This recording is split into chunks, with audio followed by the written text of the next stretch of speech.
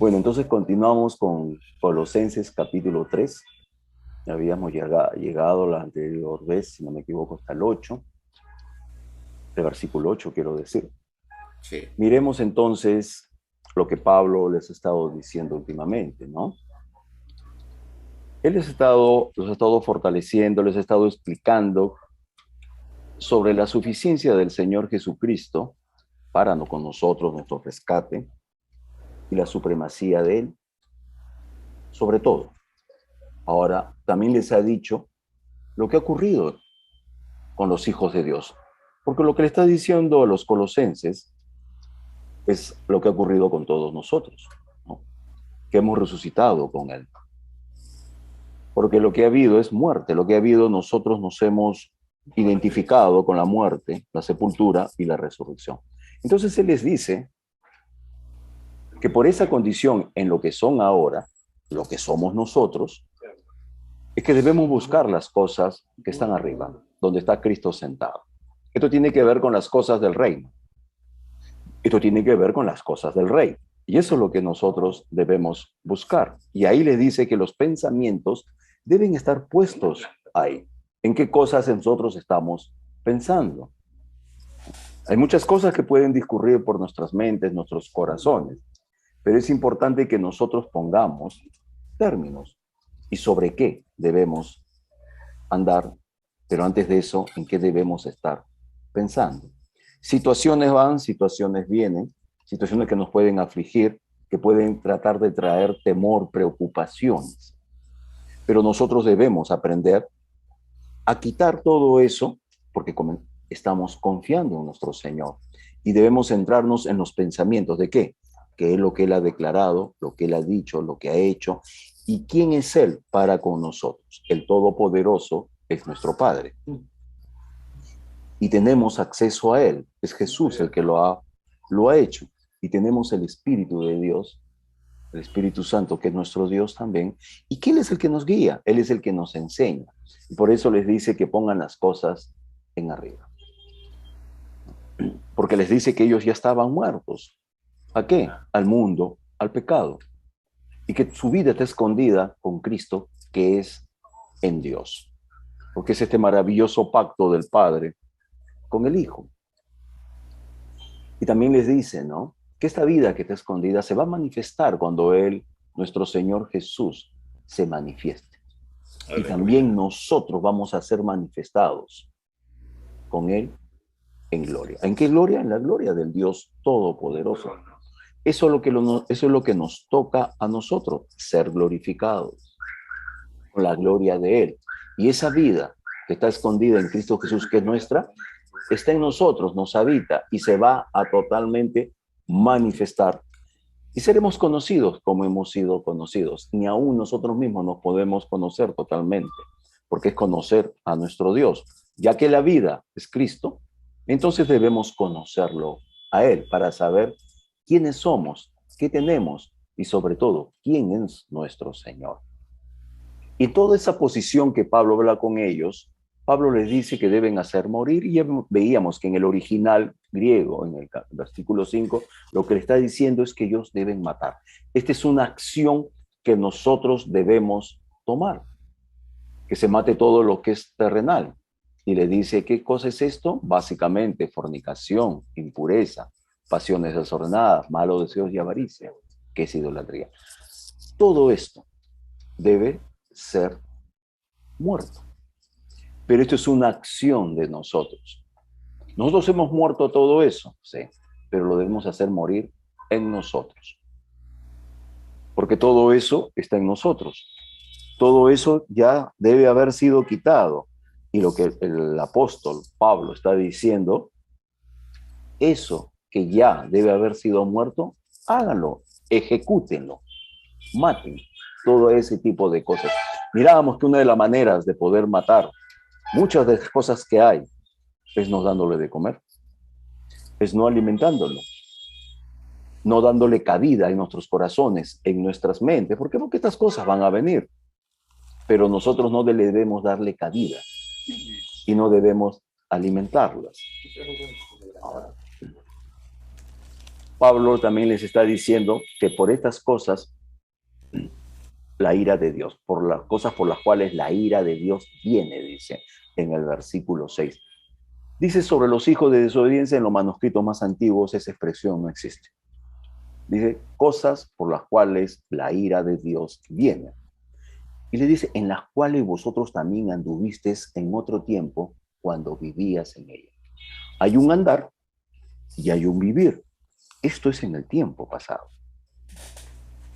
Esto debe ser un tema claro en nuestras vidas. Podemos decir, un hijo de Dios no fornica. Cada hijo de Dios sabe si anda en eso o no. Pero le está diciendo Pablo que esto es el pasado, que esto ya hemos sido nosotros muertos para eso. No nos dice que nosotros somos los que debemos matarnos, sino debemos matar a todo eso. Todo eso que ejercía un dominio sobre nosotros. Esto es andar en santificación, ir saliendo de todo eso. Pero debemos darle muerte a todas este tipo de cosas que ejercían gran presión y en las cuales andábamos, dice, y vivíamos en ellas. Y bueno, pero vemos que la Escritura dice algo más, porque muchos podremos decir, ya eso es vida pasada nuestra. Pero en el 8 les dice, pero ahora dejad también vosotros todas estas cosas. Pero ahora, esto es tiempo pasado, ok, pero hay cosas presentes que dejar también. Hay que dejar también ira, enojo, malicia, blasfemia, palabras deshonestas de vuestra boca. Todas estas cosas que se pueden sentir, se pueden expresar a través también de nuestros labios. Y esta ira es algo que veíamos, que es algo que puede perdurar y algo que no queremos dejar. El enojo es algo que se da repentinamente. Somos explosivos. Pero el Señor nos dice que debemos dejar estas cosas, ¿no? Entonces, ¿por qué? Porque el poder nos ha sido dado. Todo lo que nosotros necesitamos para que esto no nos maneje, nuestra parte carnal, debe ser quitada. Ira, enojo, malicia, que es una manera de pensar, es una manera, dice que es crueldad mental, que es depravación. La blasfemia tiene que ver con ser injuriosos, ser una forma insultante de otros. Palabras deshonestas, dice, de vuestra boca, que se refiere al lenguaje obsceno. Hay maneras de hablar que pueden ser y son obscenas. Cada uno de nosotros sabrá, somos personas grandes, no somos niños, y sabemos qué manera de hablar podemos tener. Entonces Pablo le dice, pero ahora, hoy, dejad también esto. ¿Qué está diciendo? Esto puede estar ocurriendo. ¿Hay posibilidad? Sí. Pero debemos dejar de todas esas cosas. Debemos entender que esto es algo que es en nuestra voluntad. Porque la Escritura dice que Él ya nos justificó, sí, ya somos salvos, no está hablando de eso. No está hablando de que no hayamos sido apartados para Él. No se está hablando de que la justicia de nuestro Señor nos haya sido imputada, sino que no debemos movernos como nos movíamos antes. Y esto apela a nosotros, que la justicia de Dios se manifieste en nosotros, que la santidad de Dios se manifieste en nosotros. ¿Por qué? Porque esa naturaleza ya no fue dada. Y todo esto debe ser dejado. Algo más le dice en el 9. No mintáis los unos a los otros, habiéndose despojado del viejo hombre con sus hechos. ¿Qué nos dice? Nuevamente, nos estaba diciendo cómo debemos hablar y continúa acá. Porque el mentir es una manera de hablar. No mintáis los unos a los otros. Hablemos honestamente, hablemos correctamente. ¿Qué pasa si hemos hecho algo mal o indebido? ¿Debemos por eso mentir? No. ¿Y si me equivoqué? Tampoco, porque me puedo equivocar. No debo estar, porque muchas veces mentimos para defender nuestra imagen. El que no vayan a pensar mal porque me equivoco, porque no sé, porque no me acuerdo. Pues eso puede pasarnos. Debemos ser honestos. No me acuerdo. ¿Pero cómo te vas a acordar? No me acuerdo. Pues eso es lo honesto, decir, si no me acuerdo, no me acuerdo. Si no sé, decir que no sé. Simplemente. Y si en algo me he equivocado, también decir que me puedo haber equivocado. Dice, habiendo despojado del viejo hombre con sus hechos. El original despojado, dice, es desnudado al viejo hombre con las acciones de él. La Escritura dice que este viejo hombre está muerto, pero aún perdura con nosotros porque está con nosotros. Nuestra conciencia de haber muerto al mundo nos tiene que llevar a despojarnos. ¿Qué es este viejo hombre? Todo lo que hacíamos antes, toda nuestra forma de pensar, nuestra forma de accionar, nuestra forma de sentir, nuestra forma de juzgar, nuestra forma de hablar. Teníamos maneras de reaccionar. Todo eso debe ser desnudado, quitado todo eso, habiéndonos despojado del viejo hombre.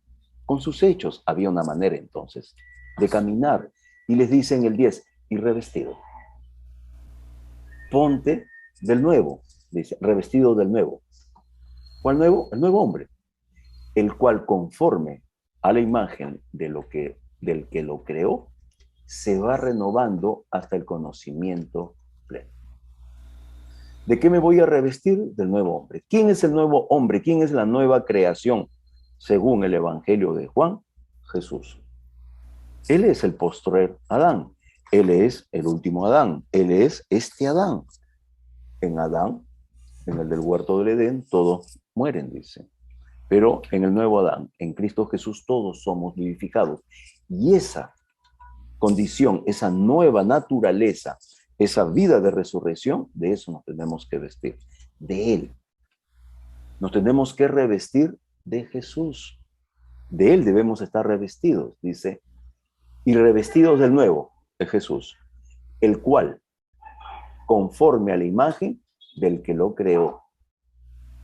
Entonces, eso nuevo que ha venido, ese nuevo espíritu que tenemos, es conforme a la imagen de lo que lo creó. Este nuevo hombre que es en nosotros, esta imagen, esta nueva creación es conforme del que lo creó, es conforme a Él, es al molde de nuestro Señor, que es el que creó todas las cosas. Y Pablo ha estado tratando con ellos y diciendo a los colosenses que el que creó todas las cosas es Jesús. Entonces, la naturaleza que nos ha sido dado, revestido de quién estamos, de Él. Es este nuevo espíritu, dice, el cual conforme a la imagen del que lo creó, se va renovando. Se va renovando en nuestro interior hasta, tiene una meta. ¿Para qué es esta renovación? Hasta el conocimiento pleno. Podemos pensar que no debemos tener más allá un conocimiento. La Escritura dice que sí. Porque este revestimiento es conforme a la imagen de que lo creó, se va renovando.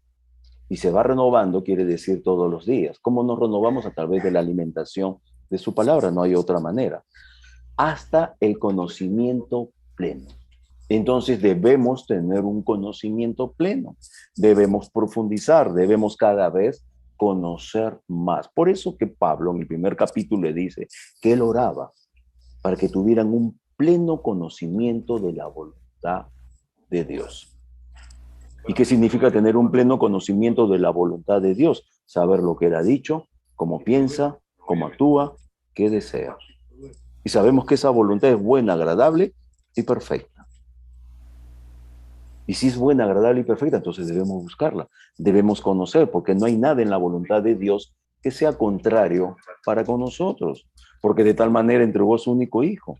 Ese es su puro afecto, para que nosotros seamos salvos, libres de la condenación a muerte. Debemos renovarnos nuestro entendimiento hasta el conocimiento pleno de Él, de saber quién es Él.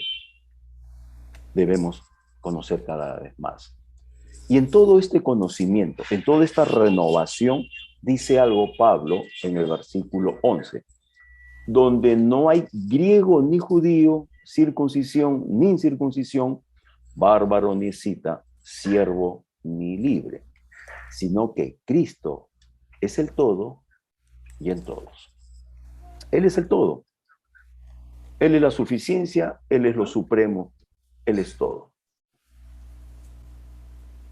esta renovación, de este pleno conocimiento, ¿qué debemos entender entonces? Una de las cosas que debemos entender, dice, donde no hay griego ni judío.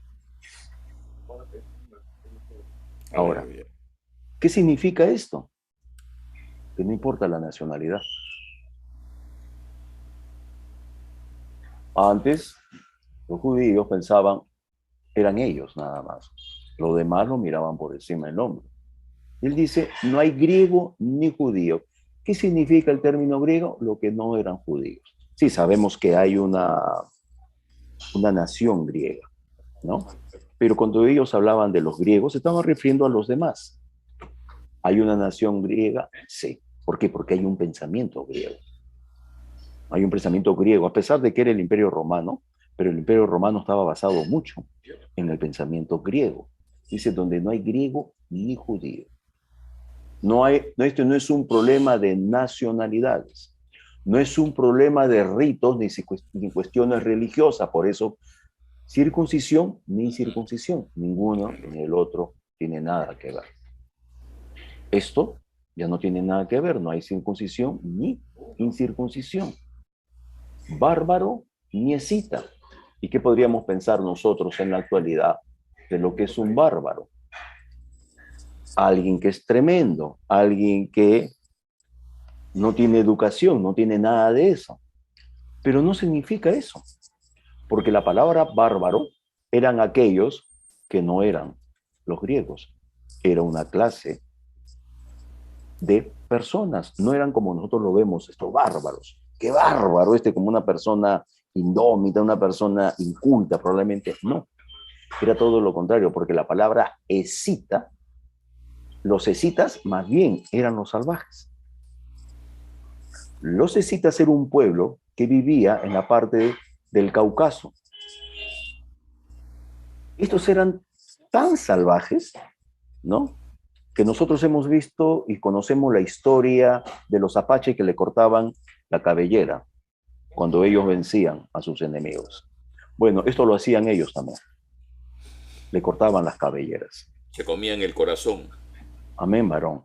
Y vaciaban, dice que ellos usaban los cráneos como vasijas y ahí lo llenaban de la sangre de sus enemigos y de ahí lo bebían. Sí. Ellos son del Cáucaso, de ahí viene la expresión la raza caucásica. ¿Cuál es esa raza? La más blanca que hay. Estos eran personas bastante blancas. De ahí viene el término la raza caucásica, porque ellos eran del Cáucaso, de esa zona, del Mar Negro, del norte del Mar Negro. Estos eran personas muy salvajes. Entonces, cuando miramos, no es cuestión de nacionalidades, no es cuestión de términos religiosos ni de ritos, no tiene nada que ver si eres civilizado o incivilizado, no tiene que ver con el tema cultural. Ya en esto, de lo que el Señor ha hecho a nuestro favor, no tiene nada que ver estas cosas. Y otra cosa dice, ni siervo ni libre, no tiene nada que ver con clases sociales. ¿Por qué? Porque sin importar de dónde provenamos, nosotros podemos provenir como hijos de Dios, somos una familia. No hay barreras ni separación. Y es lo que Pablo está hablando con ellos. No hay nada que tiene que ver con esto. Porque esto tiene que ver que nosotros hemos sido hechos a imagen de Él. Se trata de Él. Nosotros tenemos la imagen de nuestro Señor en nosotros. No tiene nada que ver lo otro. Todas esas cosas que antes se miraban, porque recordemos, en el mundo antiguo había mucha crueldad respecto de todo este tipo de cosas. Nuestro Señor Jesucristo ha traído misericordia al mundo. Y quitó todo este tipo de barreras, todo este tipo de pensamientos que había y de prejuicios que existían.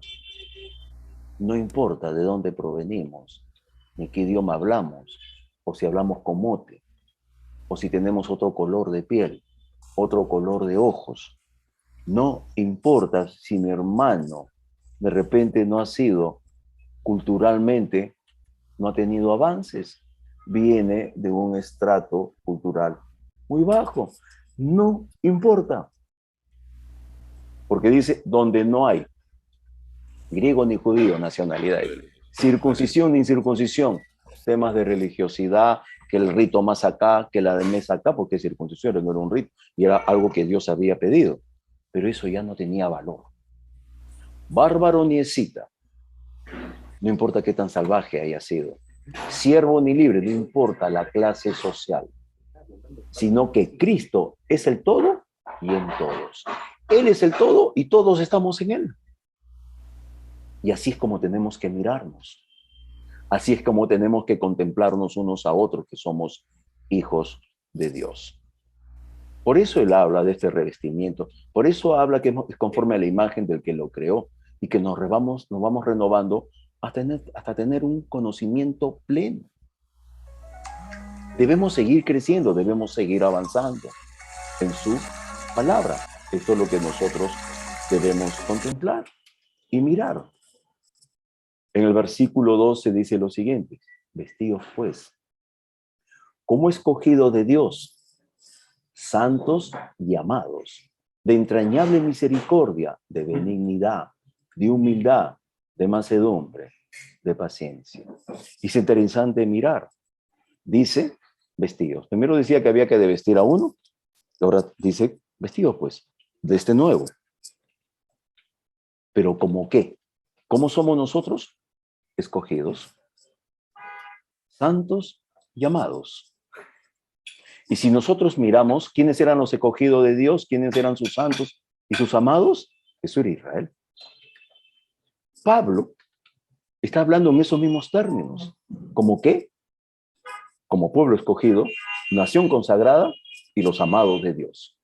Pedro también dice lo mismo en una de sus cartas. Debemos entender, debemos mirarnos como Él nos está mirando, porque Él nos ha escogido, Él nos ha consagrado para Él y somos sus amados. Y comienza a decir algo más: de entrañable misericordia, de benignidad, de humildad, de mansedumbre, de paciencia. ¿Dónde hemos encontrado todo esto? Pablo habla del fruto del Espíritu. En Gálatas, capítulo 5, es una carta que escribe Pablo a los de Galacia, versículos 22 y 23 de este capítulo 5 de Gálatas dice: más el fruto del Espíritu. ¿Por qué dice más el fruto? Que es un pero, porque había estado hablando de las obras de la carne. Cosas muy parecidas a las que hemos estado leyendo de que debemos matar y dejar, ¿no? Si leemos un poco más el capítulo 5, un poco antes, son cosas bien parecidas de lo que está hablando en Colosenses. Y dice más, que es un término que puede ser pero, lo otro, lo que se contrapone. Más el fruto del Espíritu es amor, gozo, paz, paciencia, benignidad, bondad, fe, mansedumbre, templanza. Esto es el fruto del Espíritu.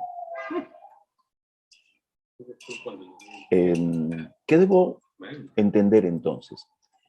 Si hay un fruto, es porque había una semilla. El fruto es causa de haber sido sembrada una semilla. Su bendita naturaleza nos ha sido dada. La semilla de su palabra nos ha sido dada. ¿Qué es lo que va a fructificar? Su palabra. ¿Por qué? Porque la palabra de nuestro Señor es Jesús. Es la bendita naturaleza de Él en nosotros. Este proceso entonces... Si habla de fruto, un fruto, porque lo habla en singular, pero menciona muchas cosas.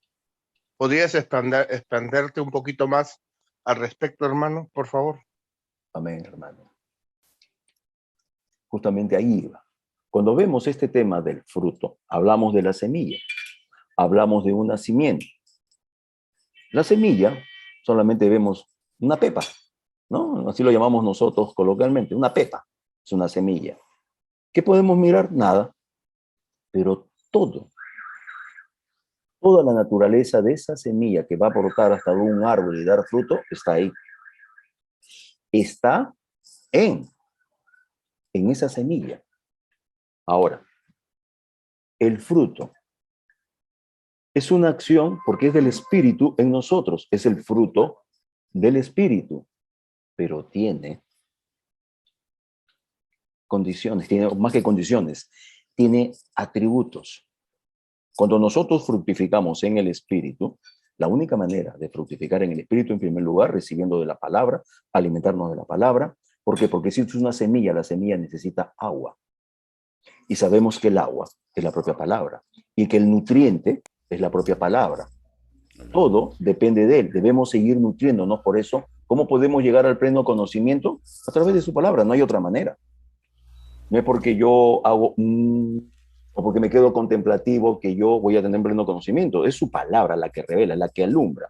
Nosotros debemos seguir y comienzan a salir las cualidades de este fruto que es propio del Espíritu. Para eso nuestra carnalidad disminuye. Por eso habló Pablo en Gálatas 5, primero de las obras de la carne, y las contrapone con el Espíritu, el fruto del Espíritu. ¿Queremos crecer espiritualmente? Hay que hacer varias cosas, alimentarnos y matar lo que es terrenal y lo que es carnal. Pablo lo estaba diciendo en Colosenses. ¿Qué significa entonces llegar al fruto del Espíritu y comenzar a tener estos atributos del fruto del Espíritu? Madurez. Queremos ver a alguien maduro en las cosas del Señor. Comienza con amor, gozo. Hay gozo en su corazón. No es que sea un chistoso, sino que hay gozo en su corazón. ¿Por qué? Porque se sabe quién es su Dios, que lo ama, que Él está totalmente protegido, está totalmente cierto, por eso tiene gozo. ¿Por qué? Porque hay una esperanza. Tiene paz en su corazón. Paciencia, es paciente.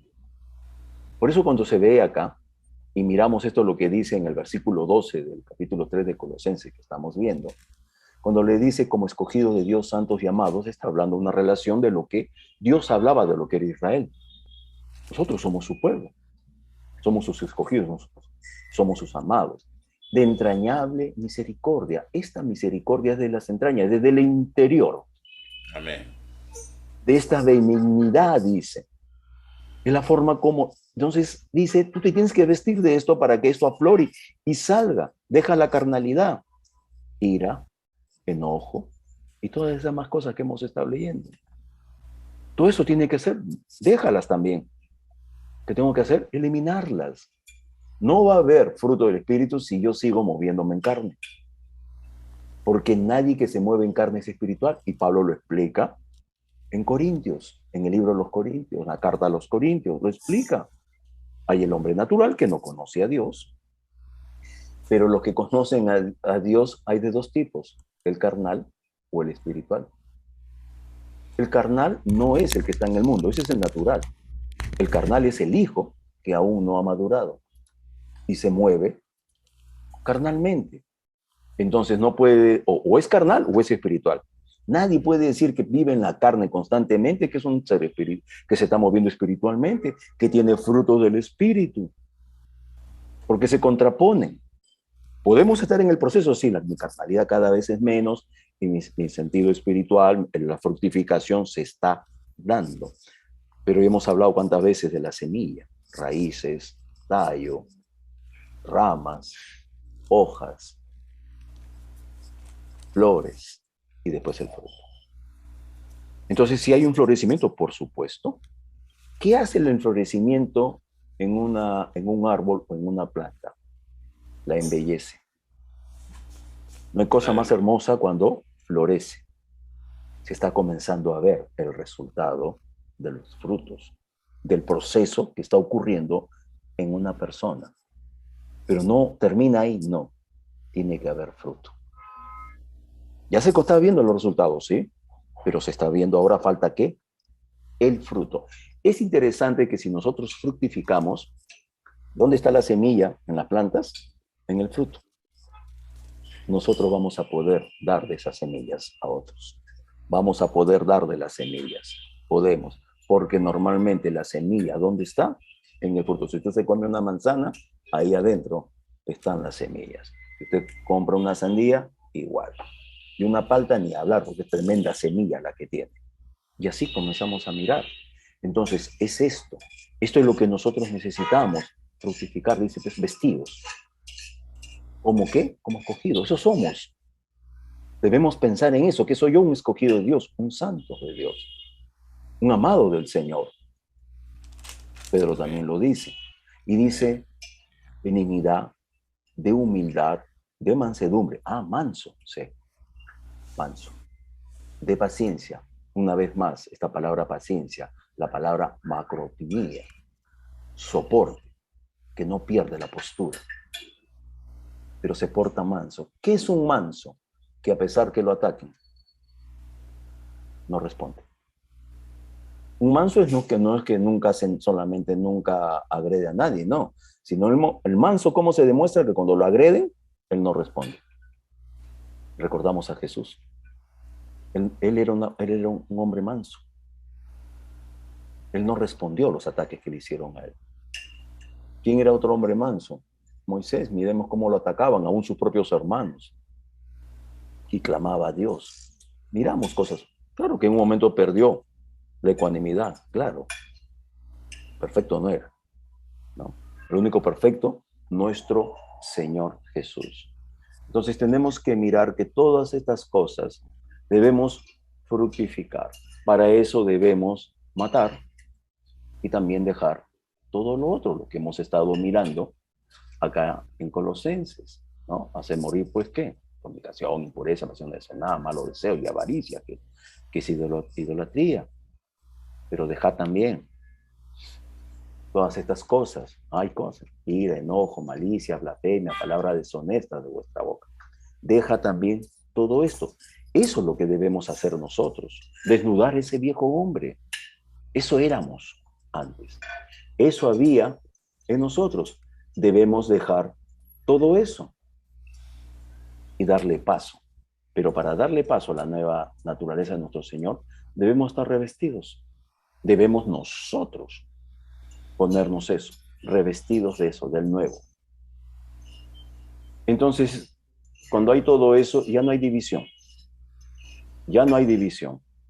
Es lo que venía diciendo Pablo en el versículo 11. No hay griego ni judío, circuncisión ni incircuncisión, varón ni cita, siervo ni libre.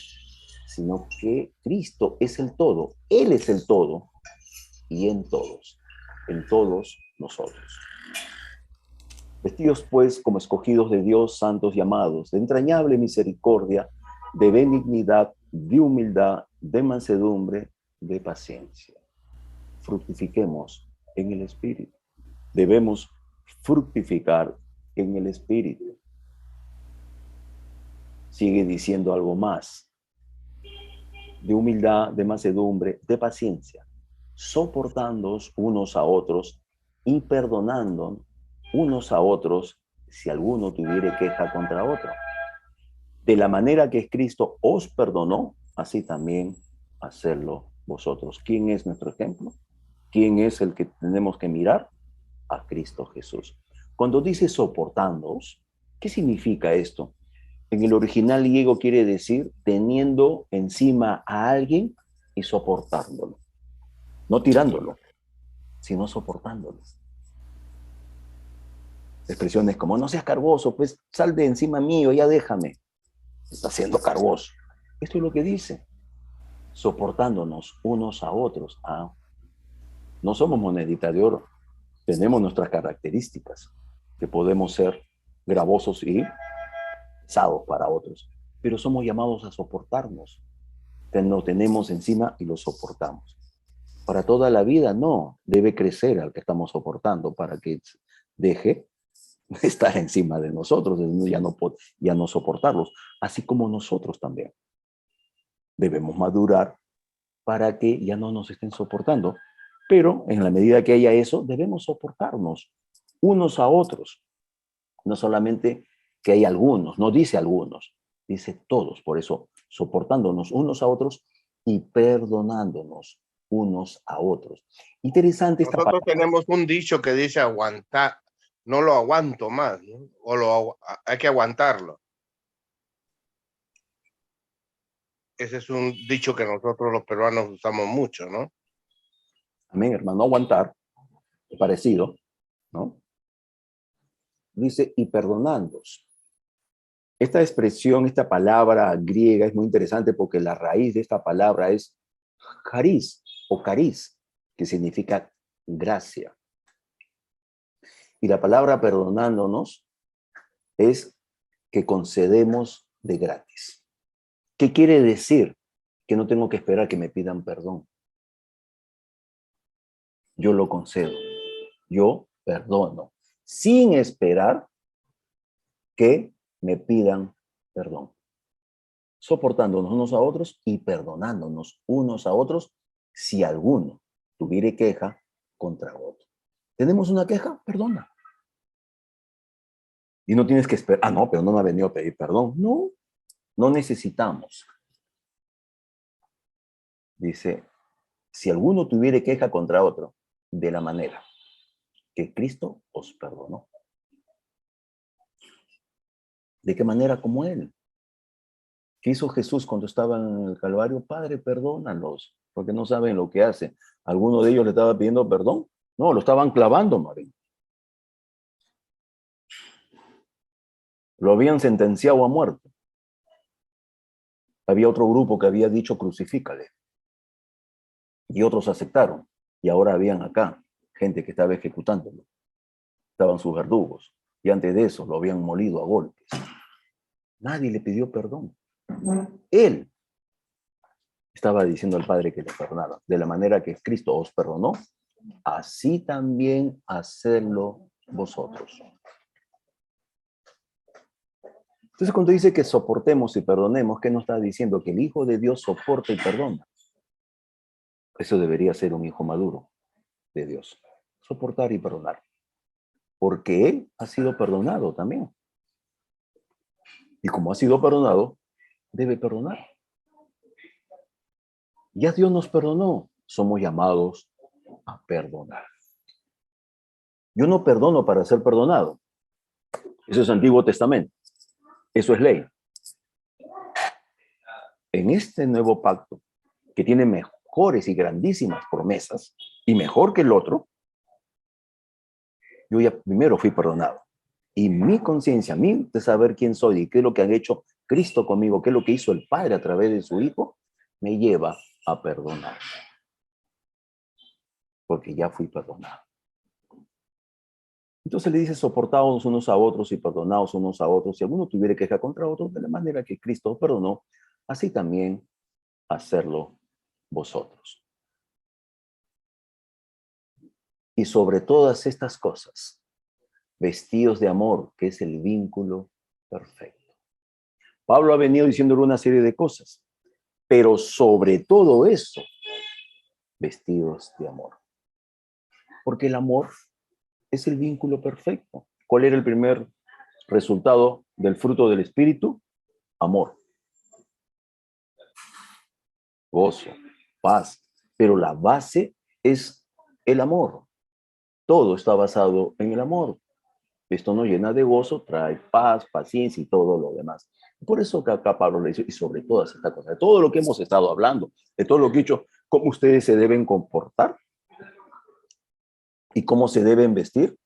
¿Se deben vestir de qué? De amor, que es el vínculo perfecto. Pablo les está hablando de unión, de una serie de cosas. Entonces debemos entender que el amor es el poder que vincula y mantiene unido todo el cuerpo de Cristo. Nos vincula, no nos separa, nos une y nos debe mantener ahí. ¿No? Esta palabra, amor, ¿no? Vestidos de amor. Nosotros debemos entender que es del amor, del tipo de amor que Dios nos ha dado. Porque Él derramó de su amor a través del Espíritu Santo. Y ahí la palabra amor, en este versículo 14, es la palabra ágape, que es de la calidad de amor de Dios.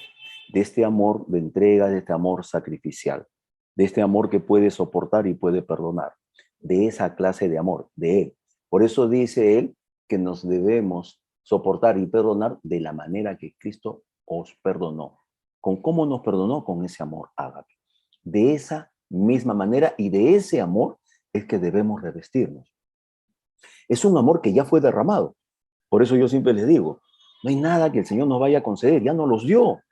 Debemos aprender a utilizarlo. Debemos hacer que esto salga y se manifieste. y sobre todas estas cosas vestido de amor, que es el vínculo perfecto, y la paz de Dios gobierne en vuestros corazones, a la que asimismo fuisteis llamados en un solo cuerpo, y sed agradecidos. Ahora, esta paz de Dios debe gobernar. Debemos mirar algunas cositas que dice en el original. En el original dice, y la paz del ungido esté actuando como árbitro en vuestros corazones.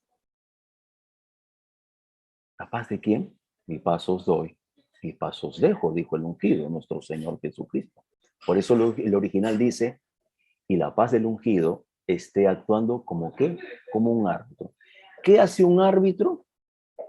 Ve que hay algún problema y dice, esta es la solución, y determina. Por eso dice, y la paz de Dios gobierne, arbitre.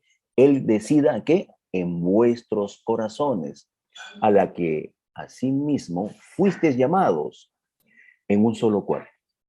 Una vez marcando la unidad, Pablo, de estar un solo cuerpo, unidos. Un brazo puede estar fuera del cuerpo, no, se muere. Tampoco un dedo, aún una uña, se muere, porque se puede nutrir solamente por el cuerpo. Y sabemos que esta nutrición la da nuestro Señor Jesús en el cuerpo que somos nosotros, el cuerpo de Cristo. Y sed agradecidos. Y la paz de Dios gobierna en vuestros corazones. Podríamos parafrasear. Que la paz de Dios sea que lo decida todo en vuestros corazones. Porque si Él es el árbitro, y Él dice acá, o tradujeron gobierna, Él es el que debe decidir ante cualquier situación. Él, pero es en la paz de Él. ¿Por qué? Porque estamos vestidos de amor, porque estamos dejando que este amor fluya en nosotros, que me permite que ustedes me soporten y me perdonen, porque es el amor de Dios en ustedes.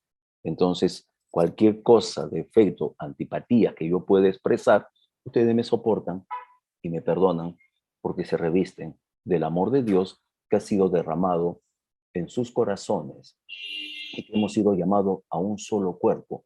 Y dice algo más extraordinario, y sed agradecidos. Una de las cosas que se habla mucho de la iglesia en sus inicios, y son en los escritos de los romanos, es que ellos siempre estaban agradeciendo a Jesús. Ellos tienen sus relatos, dicen ellos, ni bien hasta el alba, ya están agradeciendo. Se van a ir a acostar y están agradeciendo. Es lo que decían. Agradecían al Señor de lo que Él había hecho, a pesar de que podían pasar circunstancias. Eran agradecidos. ¿Por qué? Porque es algo que se les había enseñado. Es algo que nos hemos de repente olvidado en la actualidad. Podemos tener circunstancias, pero se lo agradecemos porque sabemos que Él es por nosotros. Puedo tener un conflicto y le digo, Señor, tú eres por mí. Tengo promesa que mi descendencia es bendita por 1000 generaciones y Aleluya. que yo y toda mi casa. Hijos que no están, hijos que se pelean con los padres, hijos que se alejan y no quieren saber nada de Dios. Hay una promesa de nuestro Señor. Y yo recuerdo que mi papá siempre decía que Dios le había prometido que todos sus hijos iban a venir a los pies de Él. Amén. Él partió hace muchos años. Yo estoy siendo testigo que yo me vine a los pies de mi Señor y he visto a mis hermanos viniendo a los pies de mi Señor, sin importar qué tipo de pensamiento ateo, filosófico tenían, porque muchos de ellos lo tenían. Pero han venido. Han venido. Esta es promesa. Es el agradecimiento ante una circunstancia y agradecerle a nuestro Señor. Agradecerle a nuestro Señor. Aleluya. Y dice algo más en el 16. La palabra de Cristo more en abundancia en vosotros, enseñándoos y exhortándoos unos a otros en toda sabiduría, cantando con gracia en vuestros corazones al Señor con salmos e himnos y cánticos espirituales. ¿Qué decía? Pleno conocimiento quiero que tenga. Ahora que dice que la palabra de Cristo more en abundancia en nosotros. No dice que more un poco, no. Dice que more en abundancia. Ahora, ¿qué es morar? ¿Qué es morar? ¿Es algo que pasa por nosotros? No, es algo que habita. Y en la palabra, en el original, esa palabra griega quiere decir que Él ocupa toda la casa, que Él la ocupa. Él la debe ocupar. ¿Quién es el que nos habita? Él. Y el Espíritu de nuestro Señor es nuestro Dios. Entonces Él debe sentarse en el trono de nosotros, en nuestros corazones. Él debe habitarnos. ¿Cómo? En abundancia. Es su palabra. La palabra es Jesús. La palabra de Cristo dice, more en abundancia en vosotros. ¿Y de qué manera puede abundar la palabra de nuestro Señor abundantemente en nosotros? Solamente es buscándola, leyéndola, estudiándola, buscando en ella, escudriñándola, como dijo Jesús. Escudriñad la Escritura. Sabemos que la palabra escudriñad es buscar diligentemente y profundamente. No es por encima nada más. Eso dice. ¿Para qué? Para tener un pleno conocimiento de Él, porque Él nos revela, Él nos muestra. Entonces, la palabra de Cristo mora en abundancia en vosotros, enseñándonos y exhortándonos unos a otros en toda sabiduría. ¿Qué es lo que va a hacer este pleno conocimiento y que la palabra de Dios more en nosotros? Que estemos enseñándonos y alentándonos unos a otros, pero en toda sabiduría. Es con sabiduría. Y esto es lo que tenemos que hacer. Pero necesitamos pues conocerlo, tener pleno conocimiento, hacer que la palabra de Dios abunde más con nosotros para enseñarnos. Y exhortándonos. La exhortación es el aliento. Nos alentemos unos a otros. Veo a mi hermano que está en dificultades consigo mismo, su personalidad, o está tomando malas decisiones, o está desviándose. Se está dejando arrastrar por el pecado. ¿Qué debemos hacer nosotros? Alentarlo a que salga de ahí. No lo vamos a pisar, lo tenemos que alentar. ¿Con qué? Con la palabra. No pueden ser solamente mis buenos deseos y mis sentimientos por mi hermano, sino es con la base de la Escritura, sacarlo de ahí, porque para eso debe abundar la palabra. Y dice algo más, estamos llenos de la palabra que hacemos, cantando con gracia en vuestros corazones. Desde nuestro propio interior va a brotar esta abundancia de palabra, cantando con gracia en nuestros corazones al Señor. ¿A quién le cantamos? A Él. ¿Con qué? Con salmos e himnos y cánticos espirituales. También hay cánticos espirituales, por supuesto. Hay lenguaje angelical y hay lenguaje espiritual. De ahí que se hable de hablar en otras lenguas. También hay la experiencia de los que cantan en otras lenguas. Estos son cánticos. Pero también un cántico espiritual es algo que sale del espíritu. Para eso es la abundancia de su palabra. Entonces, muchas veces nosotros podemos cantar, ni siquiera sabemos qué vamos a cantar, pero cantamos. No sé si les ha pasado a ustedes en la intimidad con el Señor. Aleluya. Y le salen palabras y le sale una letra que usted no sabe ni de dónde sale. Sí sabemos, es del Espíritu. Para eso la palabra está registrada. Estamos en abundancia. No puede ser poca, tiene que haber abundancia. Eso dice acá, la palabra de Cristo more en abundancia en vosotros. Eso quiere. ¿Para qué? Para que todo lo otro sea desvirtuado. Y cualquier pensamiento, cualquier situación, ¿a dónde recurrimos? A lo que abunda en nosotros, la palabra de Dios.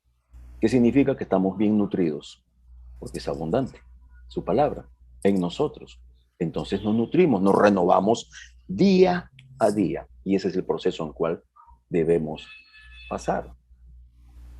Pablo le ha dicho todo esto que hay, y ahora comienza a hablar de un plano más horizontal, ¿no? Más todavía, mucho más. Ya habló de cómo se deben tratar, pero ahora es un poco más específico, Pablo. Muchos lo titulan como deberes sociales de la nueva vida, ¿no? También podemos hablar de responsabilidades. La responsabilidad es la capacidad de responder. De ahí viene la palabra responsabilidad, ¿no? O responsable, cómo respondemos. Y les dice algunas cosas interesantes a ellos a partir del versículo 18. Casadas, estad sujetas a vuestros maridos como conviene en el Señor. Le está diciendo que estén sujetas, sí, a sus maridos, sí, como conviene en el Señor, claro. Y le dice a los maridos, amad a vuestras mujeres y no seáis ásperos con ellas. Miremos, a ella le dice, sujétate a tu marido, porque esto conviene en el Señor. Y el marido le dice, ama a tu mujer y no seáis ásperos con ella. Amén. Ama y trátala bien. Eso es lo que está diciendo. Amén. Trátala correctamente. A la mujer le dice, está sujeta a vuestros maridos.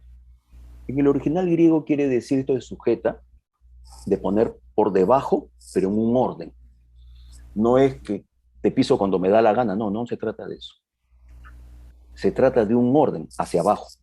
Estar sujeta en el griego, en esta palabra griega quiere decir poner abajo, pero ordenadamente. Y cuando dice como conviene en el Señor, está diciendo en un orden establecido, pero de lo alto. Mujer tiene que estar sujeta a ti, sí, pero conforme a lo que viene de arriba. Por eso dice como conviene en el Señor.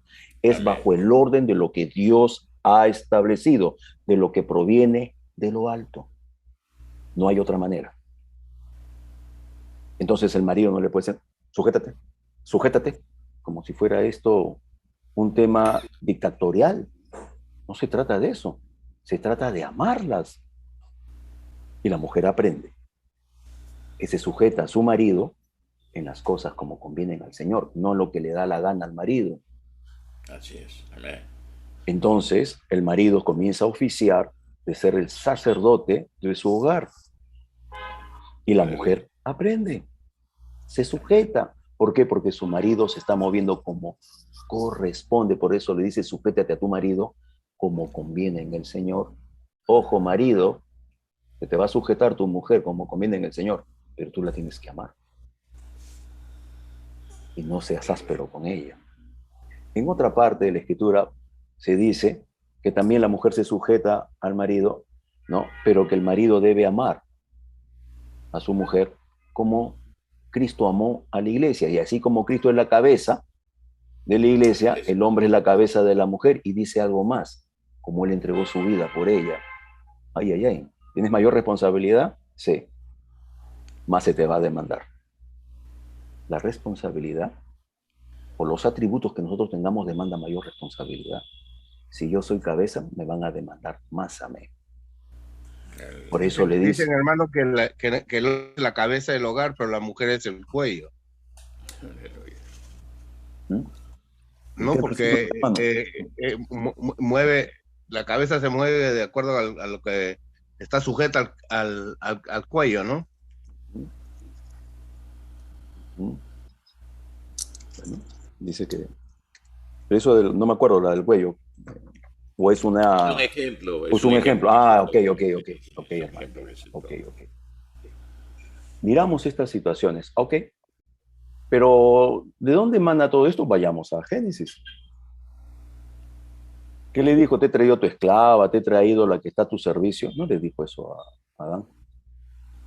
Ayuda idónea. ¿Qué quiere decir ayuda idónea? ¿Te falta algo, Adán?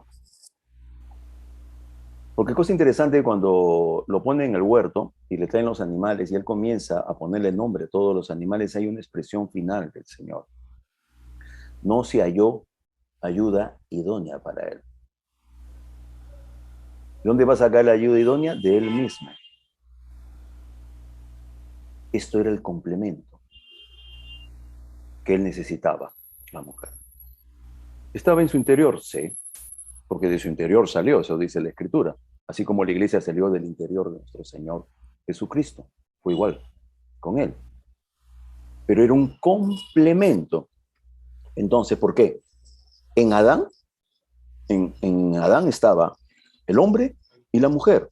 La mujer ha sido sacada de él para que se haga uno nuevamente con él. y que estén nuevamente completos. Porque de él salió. Entonces se vuelve a él, por eso dice, se unirá el hombre a su mujer y serán una sola carne. Así era. Así era al principio. Hasta que Dios construyó, dice. Porque cuando dice que hizo al hombre, lo creó, usó la palabra para, lo creó. Pero cuando dice la mujer, no dice que la crea, dice que la edifica, la construye de lo que sacó de Adán. Interesante mirar cómo el Señor revela todas las cosas. Entonces fue sacada para que sea una nuevamente contigo. Porque dice que son una sola carne. Por eso la Escritura dice que si el hombre maltrata a su mujer, se está maltratando a sí mismo. ¿No te estás dando cuenta, compadre? Pero te estás maltratando a ti mismo, te estás haciendo daño. Igual con la mujer, ¿no? Debe cuidar a su marido. Entonces miramos estas situaciones que hay acá. No es un tema de quién es superior al otro, es un tema de roles y funciones que Dios ha establecido. Cada quien tiene una función. Y ahora en el 20 habla de los hijos y le dice, hijos, obedeced a vuestros padres en todo, porque esto agrada al Señor. Interesante que la palabra hijos ahí es teknon, es un hijo menor. Y la palabra obedecer ahí es oír con atención. No hay obediencia si no se presta atención a lo que se nos está diciendo. No hay manera de que yo obedezca a Dios si no primero lo oigo con atención, si no presto atención a su palabra. ¿Qué voy a obedecer? Ah, no, yo pensé, yo creía. Si no prestaste esa atención, no estás viendo lo que Dios está revelando en su palabra, hay que oír con atención. Pero acá le dice hijos, o sea, pequeños. ¿Por qué? Porque un hombre que ya se casó, ya tiene su círculo familiar, él ya tiene su propia casa. Entonces le dice, tengan hijos, obedeced a vuestros padres en todo, porque esto agrada al Señor. Padres, no exasperéis a vuestros hijos para que no se desalienten.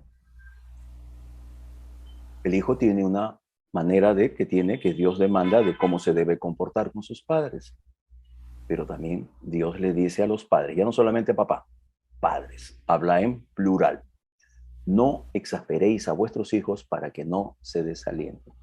En el contexto de esta palabra griega, quiere decir que todo el tiempo no puedes estar machacando a tu hijo. Esto. Todo el tiempo es reclamo y crítica. ¿Qué genera esto? Desaliento. Simplemente desaliento. Debemos actuar con sabiduría y sobre todo con amor. Sobre todo con amor. Nuestros hijos tienen que tener fallas, sí. Nosotros también hemos sido hijos pequeños que nos tenían que corregir. Hemos pasado todos por ahí de aquel dicho que siempre se dice, ¿no? La vaca se olvidó que fue ternera. Hemos pasado. Hemos sido adolescentes también. Entonces debemos saber cómo tratarlos. ¿Por qué? Porque nosotros, ¿qué Dios va a demandar de cómo debemos tratar nosotros a nuestros hijos? Como Él, que es padre, trata a sus hijos. Aleluya. De la misma manera. ¿De quién vamos a aprender si no es de nuestro papá? Pero el papá, que es perfecto, que es nuestro Dios, que está en los cielos, de Él tenemos que aprender. Paciente, misericordioso, claro que corrige, claro que amonesta, claro que llama la atención. ¿Acaso no nos redarguye el Espíritu Santo? Por supuesto. ¿Acaso no hemos sentido en nuestro interior que nos dice, no hagas eso? Aléjate de eso. No continúes. Por lo menos, yo sé, ¿no? Es advirtiéndonos cosas que no debemos hacer. Entonces hemos visto matrimonios, hemos visto relación familiar, padres, hijos, y ahora otra relación, siervos. Y debemos entender cómo eran los temas de servidumbre. Nosotros tenemos en nuestra mente normalmente cómo eran los esclavos en las películas americanas, cómo era eso en los Estados Unidos siglos atrás, donde prácticamente el siervo era considerado primero no humano, y así eran considerados los negros, ¿eh? Que no tenían alma. Así es. Les estaba prohibido aprender a leer, menos leer una Biblia, porque si no tenían alma. Y no eran considerados humanos, eran considerados semi-humanos. Por eso que ellos podían hacer lo que querían. Eran considerados casi como un objeto, prácticamente, como un animal. Por eso que cada hijo que ellos tenían les pertenecía. Así como yo tengo mi corderito y ya tiene cría. ¿De quién es la cría de mi corderito? Mía. Acá era diferente. Si bien es cierto, habían culturas dentro del Oriente también más crueles que otras, sí lo había. Pero debemos entender que Dios habló de la servidumbre y cómo una persona se hacía sierva de otra. También lo dice, lo hemos visto en la Escritura. Era por deudas. No tengo con qué pagarte, me hago siervo tuyo. Pero recordemos que la servidumbre duraba hasta el 6 años, nada más, como máximo. Al 7º quedaba libre. Eso ocurría, cada 7 años quedaban libres. Y cada 50 años los jubileos, las tierras devolvían, se regresaban a los propietarios originarios. Todo esto no era que los consideraban como unos animales, no es que podían hacer con las mujeres, que eran siervas, lo que querían. Eso sí ocurría en otras culturas, como ocurrió en los esclavos negros en América. Podían usar a las mujeres como ellos quisieran.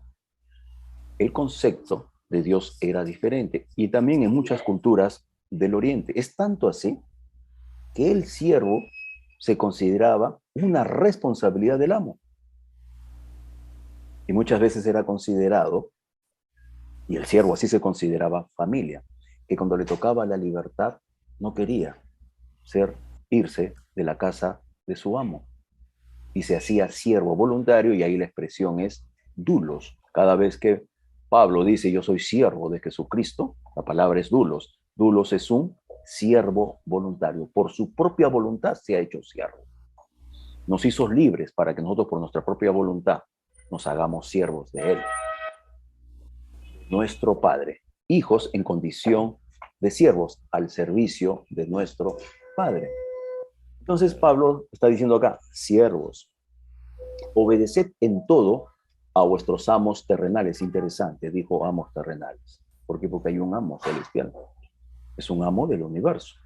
También tenemos amos más altos. Es nuestro Dios. Entonces le dice, obedeced en todo a vuestros amos, no sirviendo al ojo como los que quieren agradar a los hombres. ¿Qué le está diciendo? Tú no lo vas a servir solamente cuando te mira, sino tú tienes que ser fiel, un siervo fiel en todo momento, no solamente cuando te están mirando. Dice, no sirviendo el ojo como los que quieren agradar a los hombres, sino con corazón sincero, temiendo a Dios. ¿Cuál es el vínculo entonces? ¿Cuál es la relación para la que este siervo pueda servir de esa manera? Tiene un corazón sincero y teme a Dios. Y le dice, y todo lo que hagáis, hacerlo de corazón como para el Señor y no para los hombres. Está diciendo al siervo, cada vez que tú tienes que hacer algo, hazlo con el corazón. No que pasa. ¿Cómo podemos esto traerlo a nuestra realidad? Tenemos gente que nos emplea, pues, ¿es cierto? Somos empleados de alguien. Muchos de nosotros en algún momento ha recibido un salario y teníamos un empleador o un jefe. Y nuestra actitud no debe ser, su madre, pues voy a hacerlo porque no, dice, hacerlo de corazón, como para el Señor y no para los hombres. ¿Por qué? Porque esto es un testimonio. Da testimonio de cómo son los hijos de Dios. Esto es un testimonio.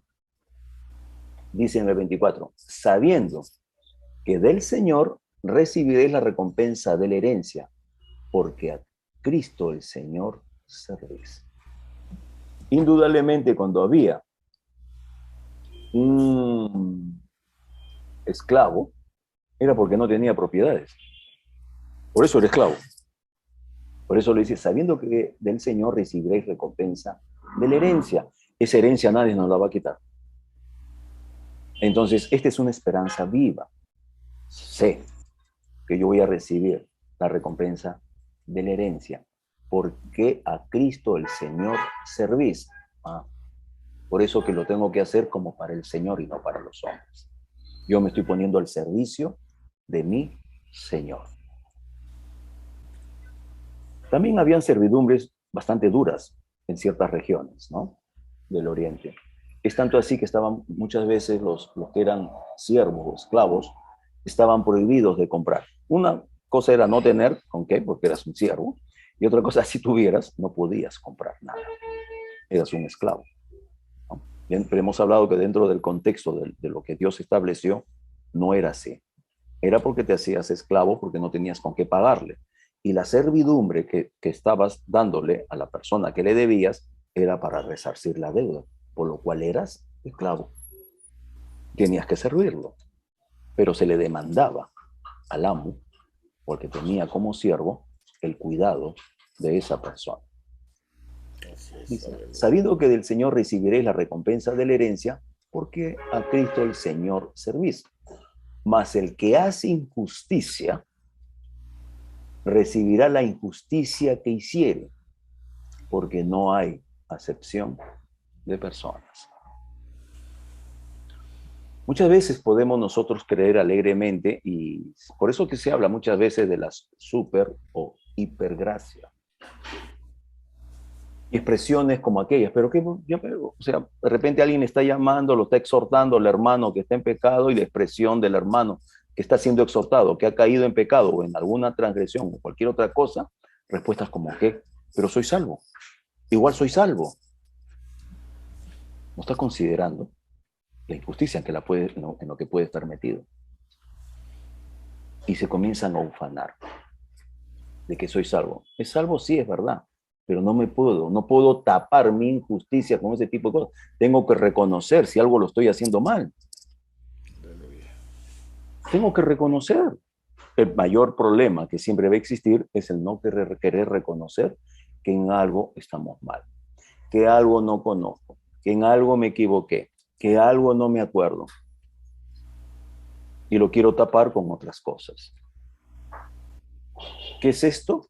Lo primero que hizo el hombre cuando transgredió, se disculpó. No aceptó su culpa. Es más, la transfirió. Y fue tan atrevido Adán que se la transfirió a la mujer y al propio Dios. La mujer que tú me diste.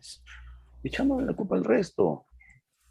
Y le echamos la culpa a todo, menos nosotros. ¿Qué hacemos? Evitamos las responsabilidades, la evadimos, responsabilizamos al resto. Los demás van a dar, cada quien va a dar cuenta de lo suyo, nosotros también. Pero nosotros somos responsables. Dice, mas el que hace injusticia recibirá la injusticia que hiciere. Debemos tener cuidado en la forma como procedemos y también en la forma como hablamos, ¿no? La Escritura habla, ¿no? Dice, no, nuestra alma tiene que ser renovada. Sí, pero la Escritura también habla de la altivez del espíritu. Y podemos ser petulantes espiritualmente. ¿No ves, hermano? La iglesia que tenemos es porque tenemos fe. Porque oramos tantos días y tantos ayunos hicimos. ¿Es tu fe? ¿Es tu ayuno? Y es tu oración. Si todo lo que tenemos es por su gracia, esa es la causa. Y la gracia, nadie es salvo por su fe. La fe es el medio como recibimos este regalo inmerecido. Y yo puedo tener fe en mi fe inclusive. Hermano, si no, yo tengo fe, hermano. Puedo tener fe en mi confesión. Yo ya confesé, ya.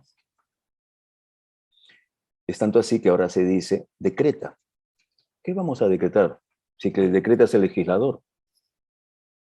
La palabra que primera vez se traduce como Dios, en el primer versículo de Génesis 1:1, el primer versículo de toda la Escritura, esa palabra es Elohim. Es una palabra plural.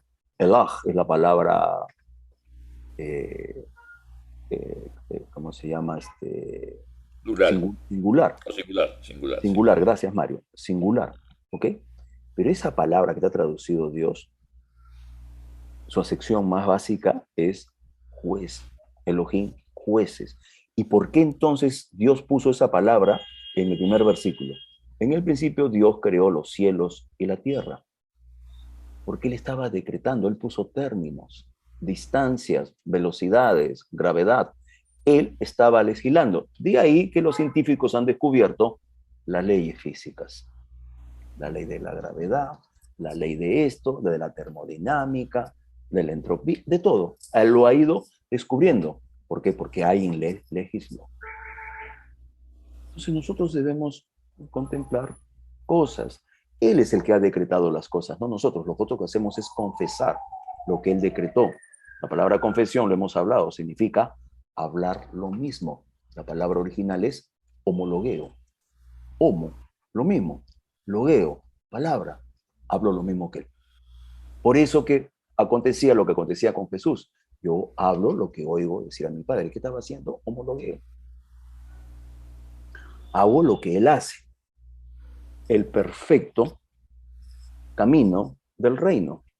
Eso es la manera por eso que el reino se manifestaba tan abundantemente en nuestro Señor Jesús. Hablaba lo mismo que el Padre, hacía lo mismo que el Padre. Era su propia naturaleza manifestándose. Entonces miremos, mas el que hace injusticia recibirá. Debemos entender, sí somos hijos de Dios, no depende de nosotros, es cierto, es real. Esa es la puerta. Debemos caminar como Él y debemos reinar en vida, no dejando que los 3 enemigos que tenemos nos dominen. La Escritura lo habla claramente. 3 enemigos tenemos. 2 están afuera de nosotros, 1 está dentro. 3 enemigos, el diablo, el mundo, y el otro es la carne. Ese está en nosotros. A ese es el que hay que desvestirlo, hay que desarmarlo, hay que desnudarlo, no alimentarlo. A ese es el que tenemos que quitarle todo lo que tiene, matar. Por eso la Escritura habla de eliminar los miembros, porque en otra parte dice que esas cosas son miembros ¿de qué? De ese cuerpo de muerto. Hay que eliminarlo. Por eso cuando Jesús decía, de tu ojo quítatelo, pero no hablaba del ojo físico, sino de ese viejo hombre que quiere mirar, son los deleites de la vista. Se le va la vista rápidamente. Ese hombre le gusta largonear la mano. Ese es el hombre que hay que eliminarle. De esos son los miembros que hay que quitar nosotros. Y debemos entender. Nosotros somos la justicia de Dios. Entonces no debe haber cabida en la injusticia en nosotros. Porque hemos sido hechos la justicia de Dios. Debemos aprender a manifestar esa justicia. La de Él, no la nuestra. Aleluya, hermanos.